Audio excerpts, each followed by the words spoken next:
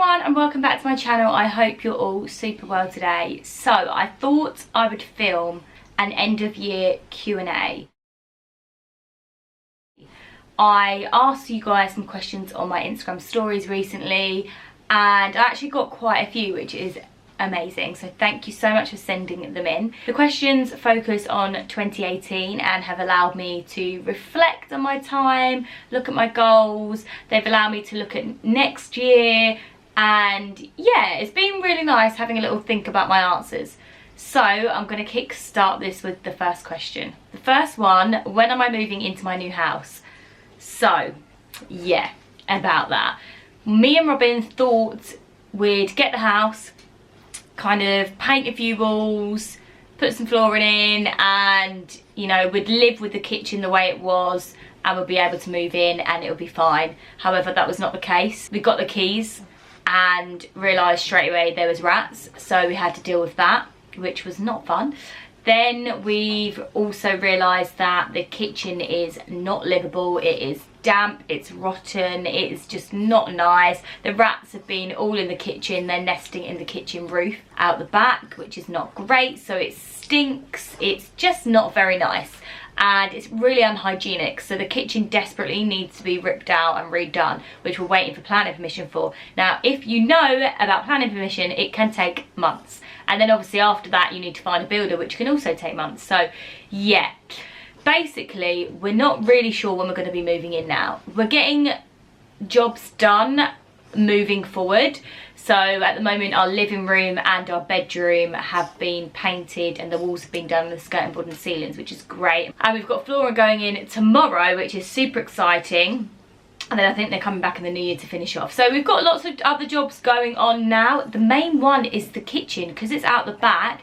Basically the extension that we want means that we probably won't have access to the garden, which is going to make it very difficult for the dogs. So I'm not really sure when we're going to move in, if I'm honest. We've now said March, but if we get planning permission and we can go ahead and, you know, start ASAP early next year, then I reckon we'll probably end up waiting till maybe May, April, May, because then once the structure of the extension's up, then we can move in, because the dogs can have access to the garden. I'm not bothered about not being able to wash my clothes or struggling with cooking and stuff like that. Like, I'm not bothered with that at all. It's just more the dogs that I'm worried about, and also, like, I don't know, I just don't want to make them feel uncomfortable, and I don't want, you know, builders being around the house who, you know, they might not like dogs, for example. So yeah, for now we're just going to stay put, which is really frustrating, but hopefully it'll all be nice and done when we move in. Well, most of it, but yeah. Next question: have I accomplished everything I wanted this year? Now, I don't know whether you guys read my blog. At the moment it is sophiehannahrichardson.com, but that is soon to change because I've had a rebrand, which I'm going to mention in a sec. So I did a blog post about my 2018 goals, and they were to move house, which I've sort of done, but not. I mean, I've got a new house, but I haven't actually moved, so that's kind of half done. Organise my dream wedding, which I feel like I did. It was honestly the most amazing, epic day ever. Continue travelling, which I certainly did at the beginning of the year. Not so much towards the end, but I've definitely have travelled a little bit this year. Rebrand. Now, I obviously knew my wedding was coming up and my name was going to change. So my name is actually Sophie Hannah Stamford now, not Sophie Hannah Richardson. So this year I've rebranded to just Sophie Hannah. So I'm at Sophie Hannah on Instagram now. I've rebranded like my Twitter, my Pinterest, and my logo and everything. And my new website will be sophiehannah.co. That will be my new website. So yeah, I've kind of nearly just finished rebranding this year, and I feel like everyone's kind of realised now. And so, like, even when people are searching on YouTube, people are starting to search Sophie Hannah now and leave out the Richardson part, which is really good. So yeah, that has kind of been successful. I was really worried about it because it is hard when you're known as something and then you change to something else. I didn't want it to kind of, you know, and I did have a couple of months on Instagram where it was a bit rubbish, but yeah.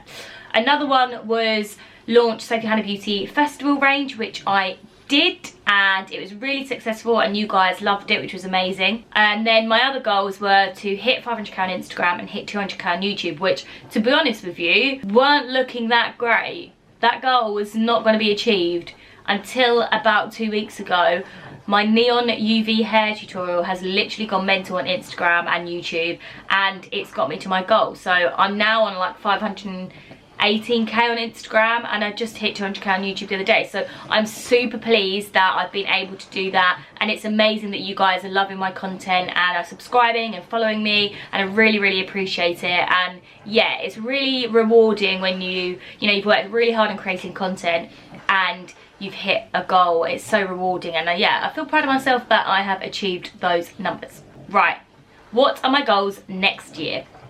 So to be honest, I feel like I'm quite content where I am right now, but I do love having goals, because I feel like it's nice to just have something to work towards and something to plan and dreams. I just feel like it's quite, I don't know, it's nice to aspire to something. So obviously I want to actually move into my house next year, and I want to kind of see if I can finish it. So not finish it, but like I want to get all the rooms done to a standard that is livable. I don't really mind the decor, as in like, even if a room's got a bedding and a wardrobe and nothing else, that's fine. Like, I want to actually get in and just have it livable, and having every room looking okay. You know, the decorating part, like hanging pictures and mirrors and getting bits and bobs, can, you know, we can do that gradually over time, but I just want to get in and actually have the house working. My next goal is to continue travelling. Now this one is going to be a bit difficult because I obviously am renovating, and that is costing a lot of money. But hopefully, yeah, hopefully I would like to collab with some more brands next year and travel. But if not, I mean, yeah, if it happens, it happens. If it doesn't, it's fine. I want to try out some new festivals next year. So I went to Tomorrowland last year for one day, which was absolutely epic. So I'd love to go back and actually stay there for the whole weekend. But I'd also love to try some new ones as well. Like, I've never been to Boomtown, and I really want to go to that. And there's a couple abroad that I'd quite like to try out. So yeah, hopefully I will get to try out some new festivals next year.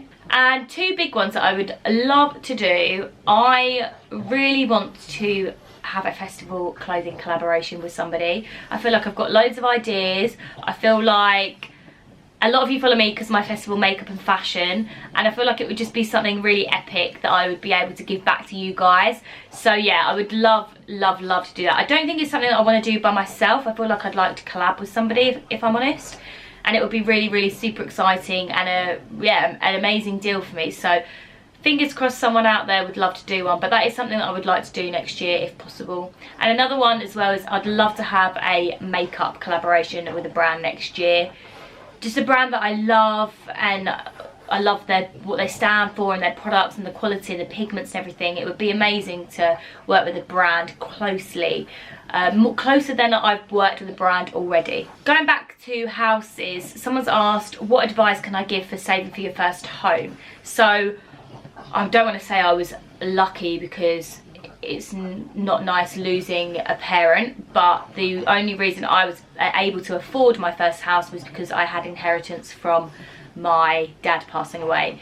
So obviously a lot of us, it's really hard, you don't want to say lucky, do you? But or fortunate, because you're not really fortunate, but some people are able to get inheritance and some people aren't. You know, we're not lucky, because I'd much rather have my dad here than live in a house. I'd live at home, I'll live anywhere, I don't care. Do you know what I mean? But obviously saving for your first house, from my friends and from what, you know, just kind of thinking about it in my head, there are Help to Buy schemes. So I know you can get an account with a bank, I think, or a mortgage company or something, where you put in like a certain amount every month, and then they match it, or they give you some money towards it, but it has to go towards the first house. I think NatWest do it. So that sounds like a really good option to look at if you've not heard of that already. And then just other little things like trying to cut down on food shopping. You know, you might shop at Waitrose, for example, go to Aldi or Lidl, it's a lot cheaper. Or you might shop at Sainsbury's. You know, all these supermarkets are quite expensive, but Lidl and Aldi are super cheap, and you could do a week's shop for like 20-30 quid. Another thing as well is like cut eating out. Like, just eat at home or cook with your friends. Like, if you want to go out for your dinner with your mates, why don't you just say, look, come around mine and I'll cook dinner. So you're still socialising with your friends, but it's on a cheaper scale. Another thing as well is, you know, when you're going out and doing things, there's so many free day outs. You know, London, there's so many free things to do, and you can save on train tickets by booking in advance. You know, there's loads of ways you can save money if you just put your mind to it. So somebody asked me if there was a way you can change your hair colour but without dyeing it for festivals. Now, wigs. Wigs have become bigger and bigger this year. A lot more people are wearing them. You can get synthetic ones, human hair ones that you can dye, like I've been dyeing human hair ones. There's so many different ways that you can change your hair for festivals without dyeing it. Another thing is like Kiash braids or the braid bar in London. They offer braiding. There's braiding at festivals as well. They add in like coloured extensions, so you can add a bit of colour to your hair and have braids for festivals. There's so many different options out there for you, and they're super exciting and fun. If I could change one thing about my wedding, what would it be? Now, do you know what? If I could change one thing, I would have loved to have had a little bit more time. Now, it didn't go quick or anything, but I just felt like I missed out on things. Like I hired an ice cream van for everybody, but I didn't even get to have an ice cream. And then we hired an amazing musician to sing in the church and for the drinks reception. But again, I didn't really get to hear him because I missed out, because you go off having videos and photos for your wedding pictures and everything, and you miss different elements. So I kind of wish that I'd had longer at the wedding and spaced all the different elements out, so I could have had my photos but actually gone and enjoyed the elements as well. Yeah, so I think if I could change one thing, I'd like to go back and kind of just have a little bit longer. Now, this question is obvious. What out of 2018 will I remember the most? And that's obviously going to be my wedding, because that is literally one of the biggest moments in anybody's life that they go through. And it was honestly amazing, and like I've even got my wedding film back, and it is just so crazy watching it and just reliving the day. Like I honestly can relive the day through the film. Like AY Video did the most amazing job on the film, and yeah, it's honestly, I can't even tell you how amazing it is. Keep saying amazing, but it literally is. Am I going to release more products from my Sophie Hannah Beauty brand? Now, I did wonder whether anybody would notice this. So obviously I launched it last year in October with a Halloween range. I then did Christmas, and I then did a festival collection. Now, I have been thinking, do I do more? But face jewels and glitter has become so commercial that I just felt like, I don't know, I just felt like there wasn't really any point in me doing it. Like, I'm glad I did this festival collection this year, because a lot of you loved it and a lot of you bought into it, and it was amazing. So I really appreciate you guys buying into it. But I just feel like you can go into Asda and buy face jewels. You can go into a fancy dress shop and buy face jewels. And I just feel like they're so accessible now that I just feel like it's just kind of been and gone. I don't know, like I still love them and I still will wear them, and I love glitter and everything. And again, glitter, biodegradable. For me, I spent days searching for biodegradable glitter, and I just couldn't find any that was worth buying into and giving to you guys, because I don't really like the fine kind of glitter dust. Like I do, but I've got brands like NYX Cosmetics that I use for stuff like that. But I just couldn't really find a biodegradable glitter that was different to everyone else's, and I just felt like there was just no point in me creating something that you can already get.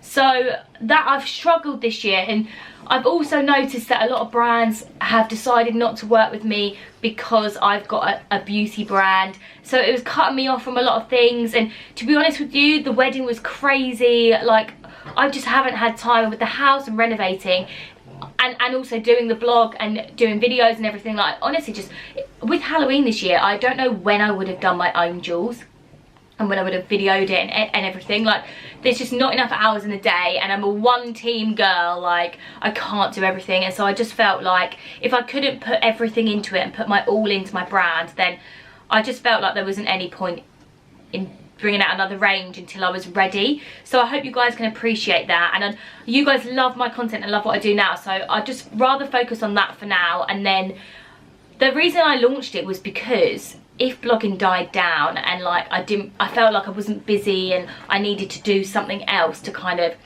you know, have a stable income, then I'd launch my brand and I'd have my brand and do products and stuff.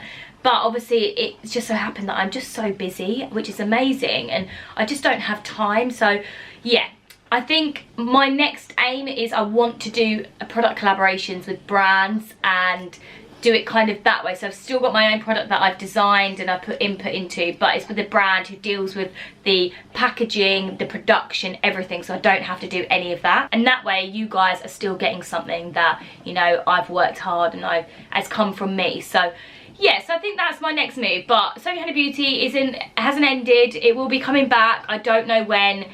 It's just a case of, yeah, watch this space, and hopefully in the future I've got so many amazing ideas, but it's just not the right time yet. Do I have any holidays planned next year?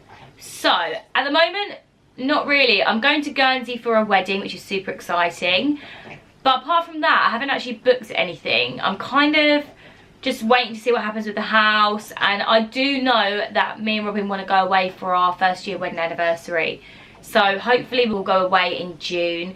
But apart from that, at the moment, nothing. So I think I'll probably do stuff last minute, but yeah, my focus is the house. How old am I? So I am 28 years old. I feel like I have shared that with you, but obviously I've got new followers and stuff that join that probably don't know. So yeah, I'm 28. What are my favourite hair products to care for my hair? Now, you guys ask me this a lot, and this year I've discovered some new brands and new products, so yeah, that I actually use pretty much every day. So top one, Olaplex. When I go to the salon and get my hair bleached, just my roots, I always get Olaplex treatment, and then I do the at-home treatment weekly, and sometimes I leave it in my hair overnight as well. Doesn't feel great, but it's good for your hair. Then I like to use the OGX Bonding Plex. Now, that was a new product I was introduced to in October, I think it was, and I love it. I've been using it ever since they sent me some, and I've even gone out and bought myself some more. So honestly love that, and I feel like it has really helped my hair. And Ouai, O-U-A-I. They've got some amazing repairing shampoos and conditioners, and I love their leave-in conditioner as well. Shadow's sleeping on me, excuse his snoring. Yeah, so another brand I love. So I kind of mix and match between Ouai and OGX, really. They're my two top brands for my hair products this year and looking after your hair. What's been my favourite hair dye this year? Now, I want to say this neon colour, but do you know what? I have struggled wearing clothes in my wardrobe with this hair. I don't know why. I just feel, I don't know, it's very strange. Maybe it's because it's too neon. It's much easier now, but when it was like really neon, I really did struggle. So I think I've got to go with my split hair when it was half blue, half green. I really love that look. And then final question, how do I deal? I mean, not a great one to end on, to be honest, so I might see if I can find another one on my phone to answer. How do I deal with negative comments? So to be honest with you, I do see them, but I just try to ignore them. Sometimes if they're really mean, I will delete them, because I just think, I don't want that on there. Why do I want that on there? Why do I want to see it? Why does anyone want to see it? It's just cruel. So sometimes I do delete them, but most of the time I just leave them. And to be honest, it depends how negative it is, because if it's just someone's opinion that's, you know, giving me advice for something, sometimes it does come across in a negative way, but I always do comment back, and I always appreciate people's advice and opinions, and you know, if they're helping me, because sometimes, like, I'm just a normal girl having fun and getting creative with fashion and beauty and everything and makeup, and I am no hairdresser, I'm no makeup artist, so when someone does give me a little tip, I might not have thought of it before. I'm not educated in the beauty industry, so I do really appreciate tips, and I've learnt from you guys. I've learnt so many different things, so yeah, so it depends how negative it is, really, but I try not to let it affect me. I'm going to find another question because I don't want to end on that one. So the last question I'm ending on is about my double chin. Yeah, so I got an Aqualix injection in my chin in, God, March, I reckon. I think it was March. I went to Skin Sense GP clinic, I think that's it, I'll pop a link below, in Chelmsford in Essex. The lady was amazing. So I've got the injection. You have one injection, it cost me £350. I had it in my chin, but she put the fat injection it's basically a fat dissolving injection in my chin, all up my jaw and everything. Now I have to say, when I watched my wedding video back, now I didn't mean to lose weight, but I accidentally lost weight because I went to Bali and I just didn't really like the food. I'm really sorry if I offend anybody, but I just didn't really like the food. And I lost my appetite. I had a bit of a funny tummy out there, and to be honest, I never really got my appetite back until probably a month or two after the wedding. Now I eat so much shit. Yeah, so because I lost weight as well as having this fat dissolving injection, my chin and my jaw were honestly unreal. And now watch my wedding video back and I'm like, oh my god, please give me that jawline again, because I have noticed that since I've been eating normally again, and I don't like I eat shit food, but like not loads of it, I just don't eat that great. Since I've been, since I got my appetite back, I have noticed that I have started getting a little bit of my double chin back. It's not as bad as it was, so I keep telling myself that. But yeah, it's okay, but I do notice it now in my videos and my vlogs again. But honestly, it's not as bad as it was before. If you saw it before, like, it was, I mean, none of you ever commented on it, but for me, I just wasn't really comfortable with it, and I just felt like it was a lot lower. You could see it underneath my chin. You can still see it slightly, but it's not as bad as it was. And honestly, I did really love the injections, but yeah, I thought mine was genetic, because double chins can be genetic, but obviously I deposit fat there from when I eat, which I didn't realise. So I have got it back a little bit. I'm kind of hoping it doesn't go any more than what it is, because it's not too bad. But yeah, it's still something I don't really like, but I guess I just got to accept that I've got a double chin, and that is that. But yeah, I don't really know. Yeah, I'm still not quite sure, but thing is, I wanted it on for my wedding, and I'm so happy with how I looked on my wedding day. But it's so annoying that you then go after and you just like look back and think, oh, I wish my chin was like that still. But hey ho, it is what it is. Life is too short to care about stuff like that, even though I do care about it. But I'm trying not to let it bother me and just think about other stuff. To be honest, I love food too much. This is my issue. I think, oh yeah, I want to get rid of it, and then I'm like, but I love food too much. Why should I give up eating yummy shit food? Anyway, on that note, thanks so much for watching this end of year Q&A video. I really hope you enjoyed it, and yeah, bring on 2019. I'm intrigued to see what that year holds and brings for me. Fingers crossed it is another good year of, you know, being happy and everything kind of going okay. And yeah, I mean, don't get me wrong, there were a lot of ups and downs in 2018 with my wedding and my hen party. If you kept up to date with that, with cancelled flights, getting robbed, and loads of other drama. But you know, you get through things, you get through, you see the other side, you see the light, and you know, it builds you as a person and molds you as a person.